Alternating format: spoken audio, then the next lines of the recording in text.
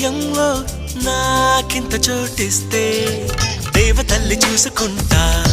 నీకు ప్రాణమైన రాసి ఇస్తా అలా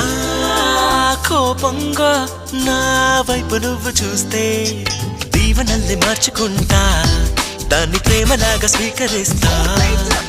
నా కోసం పుట్టినవని నా మనసే చెప్పినాదిలే ఈ బంధం